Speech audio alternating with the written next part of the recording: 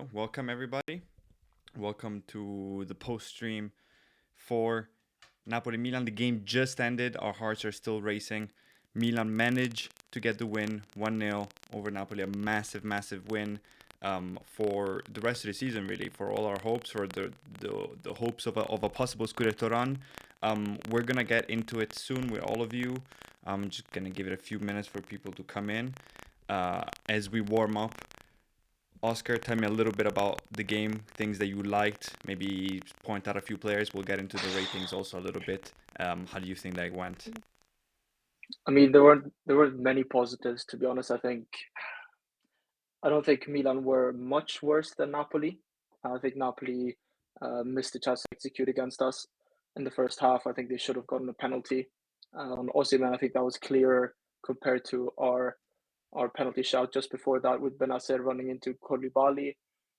But in terms of positives, I actually thought Theo Hernandez had a very good game defensively for once.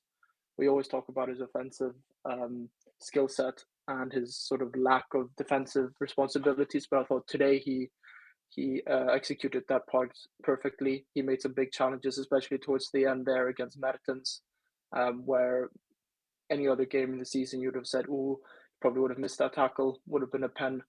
So a lot of negatives. I don't think we played with a lot of synchronization. The midfield wasn't there. Tonali, I mean, I don't think he made a single pass forward as far as I can remember, and he also lacked in the defensive responsibilities as well. So yeah.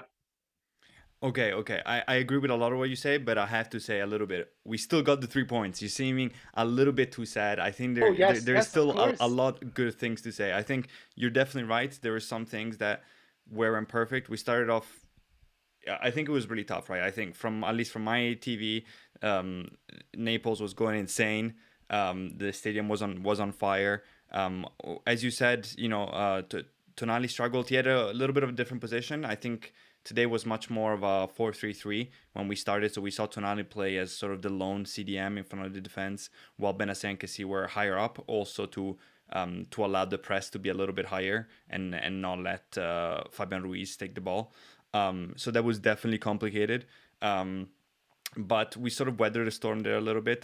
There was, we struggled definitely in the first probably 15 to half an hour. But after that, we came through a little bit. I have to praise Giroud. I think he plays when he plays for us. He plays for the whole team.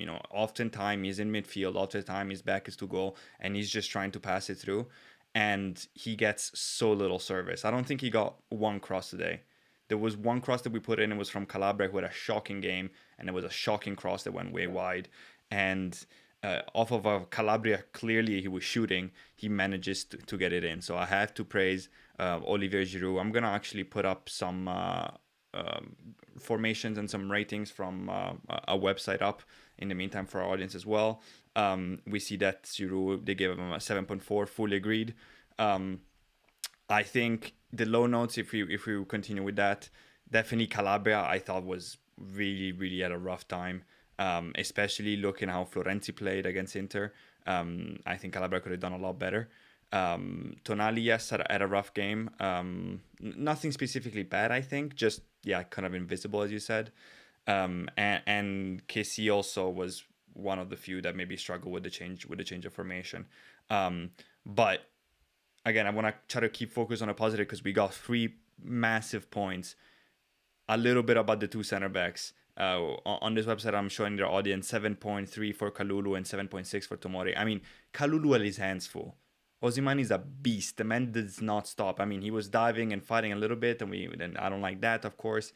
But you can't, his work rate is insane when he's pressing and when he's, trying to make chances. And Kalulu, when head to head with him, talk to me a little bit about the center back pairing and how you thought we looked at the back. So Kalulu and Tamura, I think, had a very good game, keeping Osimhen on the outside for most of it, if not all of it, right? Even towards the end there, when Osimhen almost came through, Kalulu was pushing him out wide, and Kalulu isn't a big guy, right? He's technically not a centre back, but he's sort of been converted to one now. and he kept Osimhen out of the game for pretty much the whole game. Tomori backing them up. It was quite clear that they were both going to take on Osimhen together. You saw a bunch of times when Osimhen was out at the corner flag. Kalulu did the initial pressing, and then Tomori would sprint over just to give up some to give him some backup, and I thought it worked brilliantly. Well executed game plan. Um, Yeah. Nothing much to say. Solid. And how Kept a glad clean are sheet. we that we had a couple fast center backs in Kalulu and Tomori, and maybe Yeah, it was a little bit of a blessing in disguise that Romagnoli picked up a little bit of an injury and didn't play. I see in the yeah. chat. I know Lomba is a bit of a Romagnoli hater, so I'm sure he was glad seeing this. Yeah, I mean, Kalulu has been coming through. I mean, so young, paid in so little. He's been making the best of his chances on the right side and then throwing at center backs because we needed to. And he's just been so rock solid. Impressive. I think Benacer had a good game as well. They gave him a 7.5. That's a bit high for me. They give Yeah. Teo also man of the match here. I don't necessarily know about that. I think he was very solid.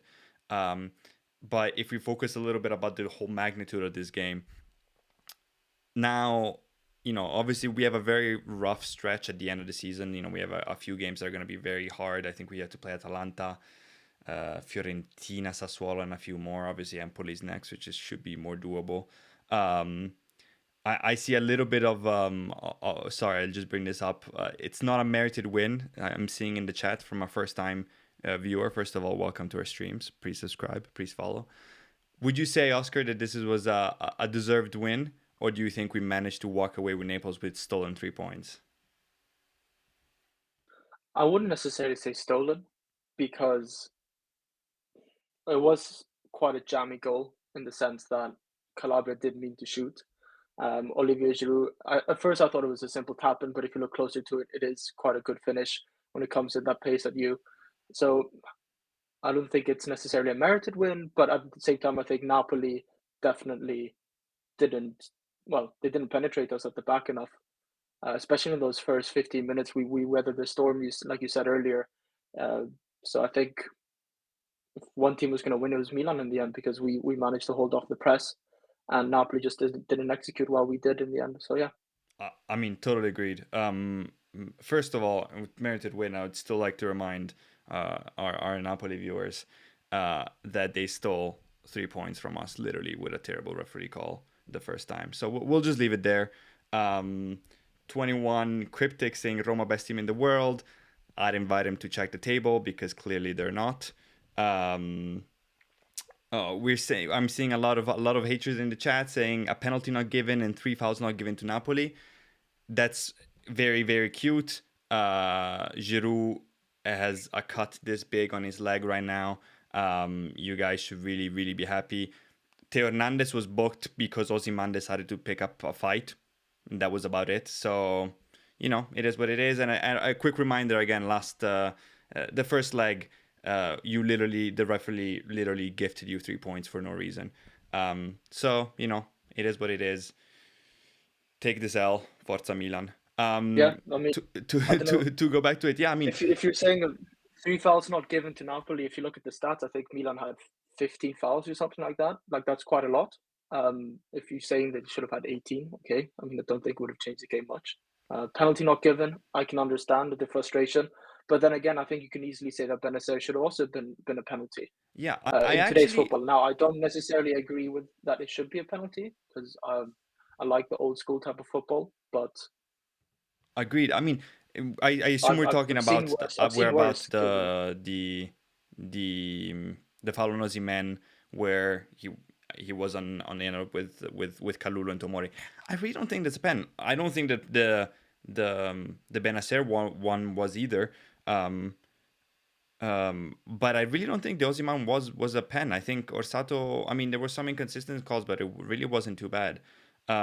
He's asking, in our opinion, who objectively deserved to win, Napoli or Milan. I mean, I think a draw, nobody would have probably complained if it was a draw. If somebody had to win, and this is going No, back to what you were saying, and I fully agree, they were, better, set better on the pitch in the first half an hour. But when you actually look at the chances, they didn't make that many chances. Magnan was never in No. big doubt. I think the most dangerous shot on goal that they, and it wasn't even a shot on goal, but the most dangerous shot they had was Onuas when he came on and he had that curler that Yeah. almost was on. For the rest, really not much. I mean, and not that we created a whole bunch. And again, yeah, a little bit of a jammy goal. Even though I have to say, Giroud really made the best out of that because that ball comes fast and he flips it in the corner and he knows what he's doing, unlike Calabria. Um, but then after that, Mhm. we had a lot of counter attacks. Let's talk about Salemakers quickly because I almost had a fucking heart attack in my fucking living room. I swear. How do you not finish that? You put that on the ground left or right, that ball is in, and it's GG. And I'm glad that after that we just we played it like we do in FIFA, and you just gave it to Kessie in the corner flag, and the time ran out. But ooh, Salamakers has to put that away. Yeah, he has to bury that. I mean, at first I saw it and then I thought he missed completely. Then it became a corner. I saw the replay once from a weird angle from the side, and I said, "Oh wow, that's actually a really good Ospina save." But then you look at another angle and it's just straight at him. Yeah, yeah, Um, yeah. It's a good save, but yeah, I you mean, you should be bury those. If you're like Selamak is doing now, he's struggling to get into the starting 11 with Macias. I mean, Macias hasn't been great either, but neither Selamakers. You come on and you don't put those chances away. I don't think you merit to be starting the next game. As simple as that. It's we're playing at the highest level, putting the game to sleep. I mean, imagine if Napoli had scored. yeah, I mean, I fully don't think agreed. Salamakers would be seeing any game time anytime soon. Yeah, fully agree. And Salamanca's, I think he came on well, to be fair to him. He fought, he got a couple balls back nicely, he got a few dribbles. But yeah, I mean, you have to put that away. Have to put it away. Ospina did great, to be fair to him. But yeah, I mean, Ospina is like in the middle of his box, rightfully, because it's a counter attack. Completely, you just, I mean, in training, you Yeah. put that away 100,000 times over a week. Um, we saw the return of Ibra. I guess we should talk about that. He was meant to come back the next game for about 2.5 months now. He finally comes, gets a few minutes, saves a good ball, starts the counter attack. So he did his job. Um, what do you expect of him coming for the rest of the season? I think, and also looking at, obviously we hope Giroud came out injured. Hopefully he's fine. Otherwise we're really gonna need Ibra. Um, and then maybe if I can put you on the spot, would you resign Ibra? There's a lot of talk about that. It seems like maybe we're gonna offer him a lower wage, which is the right thing to do. About 2.5 million is the figures I'm seeing. Would you resign him? Resign, not resign. Well, I think if Ibra does well, Ibra's come back now. I assume he won't be starting the next game, depending on how Giroud feels. Giroud's been playing a lot, right, in his absence, so I think Giroud has merited a break as well. However, Zlatan shouldn't expect to just walk into the starting 11 now. Giroud's done his job, being the sort of the backup to Zlatan. Absolutely. Um, as he came in the beginning of the season, now Giroud's been starting for since Ibra 2.5 months ago. Um, would I want to to sign Ibrahimovic for or renew his contract? That's a good question. Obviously, I'm a massive Zlatan fan, being Swedish as well, Mm-hmm. and a Milan fan. I think it's worth it. I think he brings that competitive edge. Now, I'm not there at training. I don't know what happens behind the scenes necessarily, but it looks like knowing what Zlatan's done all his career is push all the people around him and a team that's on paper not great at all.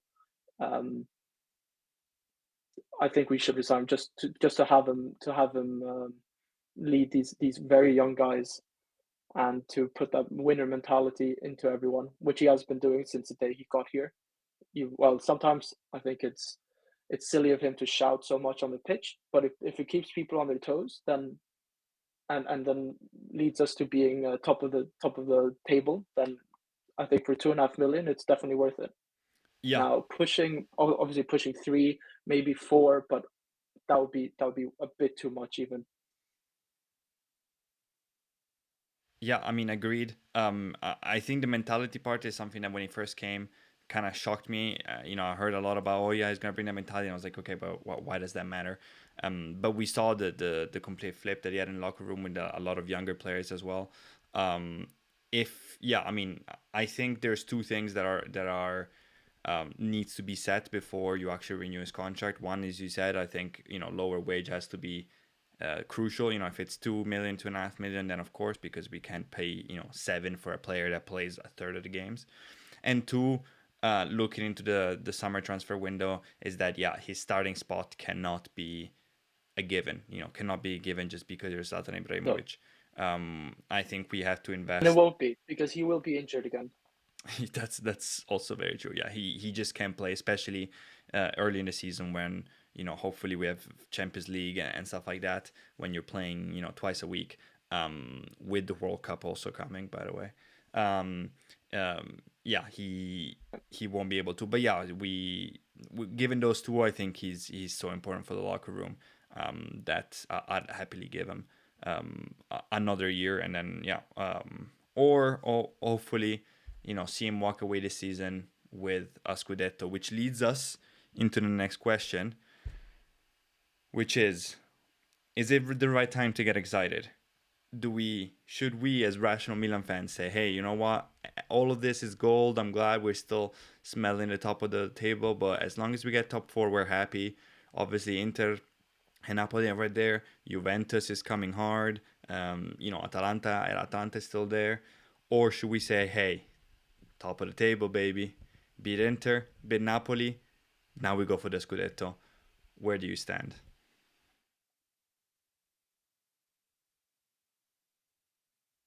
So it's hard because you've seen how we should have won. Well, not should have won, but we on paper we should have won at least against Udinese and Salernitana, right? Those are the types of game that Milan are so known for to sort of give away. You know, now looking at our schedule, I mean, well, first of all, I think is it only against Napoli that we've lost so far in the top six this season? I think so, right? And we have Atalanta left Yeah, in I our believe so. I believe fixture so. list. I think so. Yeah, yeah. So I mean that's great, but if we can't put away games like Udinese and Salernitana, then I think it's still wide open. I just had a look before the stream at Inter's schedule. I think they still have quite a few big teams to play against. They have Roma. I think they have Atalanta as well. Um, that's not going to be easy, especially with the Roma a bit later on in their fixture list. They're going to be wanting to sniff that Europa League spot, and Mourinho wanting to beat Inter, I'm sure. Um, so I still think it's wide open. I haven't had a look at Napoli's fixture list. To be honest, you shouldn't really look at a fixture list and say, "Oh yeah, that's 3 points, that's 3 points, that's 3 points," Mm-hmm. especially with this Milan team. But it is time to get excited. I mean, if we look at the game today, we didn't play particularly well. Now, True. now Napoli didn't play much better, but it's these types of games that 3, 4 seasons ago we just would not have won at all. Yeah, absolutely. No, fully agreed. And yeah, I mean, you're right to point it out. It's been several seasons since we beat, we finished a season, winning most of the, or never, at least not losing most of those direct games. Now, of course, the frustrating part is, okay, now you shouldn't go backwards. You can't be beating Inter and beating Napoli and beating Juve and then dropping points against the last, against Salernitana, who Inter beats 5-0. So yeah, that's Yeah, absolutely a frustrating part. But I think, yeah, I mean, this is the 20th game of the season, so we got 10 more. Obviously, Inter's game in hand, but we're ahead. We're the points. I'm showing the table to our audience. We're there. So I think it would be almost silly not to at least dream of it. And of course, I think our immediate response is to look at fixture list. And you're 100% right, especially in Serie A. You can be looking at fixture list because you drop points against Udinese and Salernitana, and then you win against Napoli, and then you're like, oh, the hard part is done, and then you go off to Empoli without Teo Hernandez, and you struggle. So we do, if yeah, you do want to have a quick look, though, obviously we're playing Empoli on the 12th. Juve, which by the way is just somehow just always there. It's unbelievable what they've yeah. managed to do. Um, they play Sampdoria, so a little bit easier. Napoli has Verona, which is not easy at all, especially the way they've been playing. And Inter has Torino, which historically, especially for them, is a bit of an easier one. Then we go on to Cagliari, Napoli is Udinese, so nothing great, and Inter is Juve. So hopefully there, I think either result works at least, at least for Champions League points. And then we start getting into our tough Yeah. games because we have Torino, Genoa. That's fine, but then we have Lazio, Fiorentina, which this season is not easy at all. Verona, Atalanta, and then we finish in Sassuolo, which is tough this season and always historically tough for us. Um, yeah, I think all season I've been, especially me, I've been a little bit like, hey, we should focus on top four, and then that's definitely still it. But it's tough not to look at the table as I'm showing the audience and not say we're top, we're top of the league. Oh, it would be incredible to win it. And I and just want to get my hopes up because last season my hopes up were well, my hopes are very high. We had that unbeatable run for so long, and then it sort of collapsed. But but I think we're in a better position this season just yeah, because of that. That we've had ups and downs this season, and we've learned how to sort of manage our mistakes and then get straight back up and beat Napoli away 1-0. You know, yeah, just something like that. yeah. I think if that happened last season, it would have been a struggle. But yeah. Yeah, no, absolutely. And hopefully somehow Inter manages to pull off an incredible comeback against Liverpool because it would be a great help. Obviously, Napoli got kicked out of the Europa League by Barcelona. It would be incredible help if they can play some extra games. Um, look, as we're gonna wrap up soon, as we'll run, look out for this hopefully Scudetto run. Where do you see are the biggest turning points? For me, I have to say one, obviously, hopefully getting some Ibra games back. I have no doubt that he will not play, every single game 90 minutes until the end of the season, but getting some good spots where he can give us really some good time, even if he has to take a game in between to rest, where he can actually play well and score some goals because we need goal scoring right now. Obviously, Giroud scored today, but that was absolutely a free goal. Right now, we're very much AC Leao, and if it's not him creating stuff, so I'm looking at Ibra. I'm looking at Ante Rebic, who obviously saw some minutes today, but it's tough to judge him because at that point we were defending most of it, and then Ibra came on and he got shifted to basically play fullback. He's gonna need to be huge because we need a goal scorer, and then to sort out the midfield. Kessie today was a little bit better.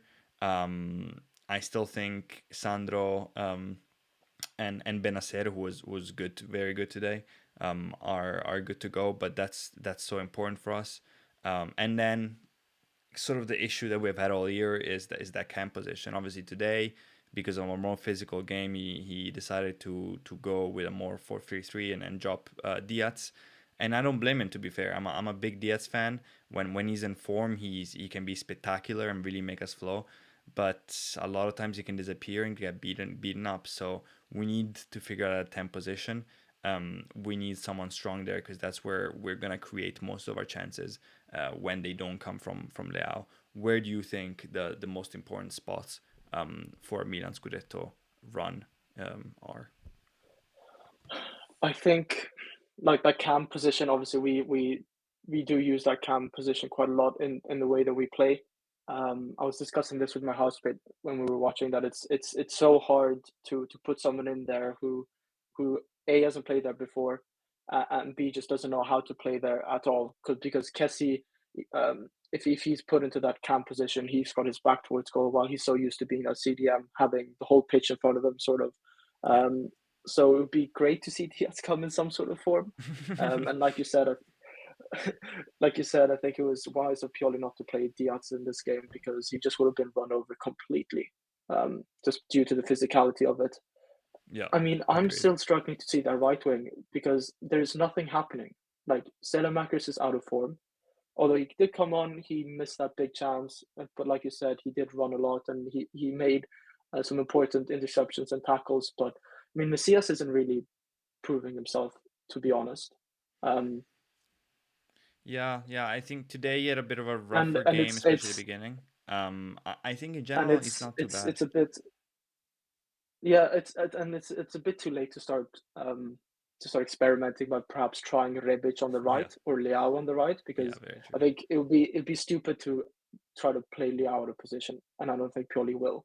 So then Rebic will be automatically the sub for Leao when he does get tired towards that 70-minute mark, which we clearly saw today. I don't blame him because he does make incredible runs, and when he does, they're usually at over 30 meters long, usually when he does make those runs, skipping past 3, 4 players at a time. But that right wing position is it's almost like, and we were discussing this a few weeks ago or a week ago, Stefano, was actually maybe trying Florenzi up there just Yeah, for the sake of it. yeah, yeah, yeah. We know he's got a great right foot, so and that would be great to have some sort of delivery to Giroud, some crossing, some through balls. So maybe try Florenzi for once. Yeah, I mean, I agree. The right side is a problem and something that's gonna need to be addressed with real quality, not just another player to fill the spot, but real quality in the summer. Um, I do think Messias had a rough, overall not bad game in the first half. From a lot of missed passes, easy passes, which was pissing me off. Um, I think, I mean, a lot of Milan fans, I think everybody's so split about Messias. I'm on the camp that he's actually not too bad. Is he like the starter if you're trying to win the league next year and have a Champions League run? No. But I don't think he's too bad. I think he is the only other player currently in our squad behind Leao that actually tries sometimes to go at a defender and actually dribble past them. No one else True. will. No, I So agree with you. that I like that. But I do agree that if the right side isn't doing much anyway and it's there for coverage, then put Florenzi, who's better at defending and can actually cross. We never put in a cross other than Teo sometimes trying, but from that side is never. So I wouldn't mind going back to early in the season and trying that, um, and then we'll see. Um, yeah, I think we're good to leave it at that.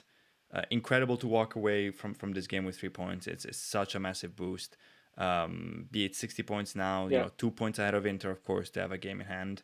And now 3 points clear of Napoli, the first time that we've, in a long time, that we've actually given Napoli a little bit of a cushion. Of course, it's just one game. Next week and can all be erased, but still, great feeling. And 7 points clear of you in fourth. We'll leave it there. Don't forget, obviously, if you're watching this, to follow us. You have all the links down below. And as always, Forza Milan. Forza Milan.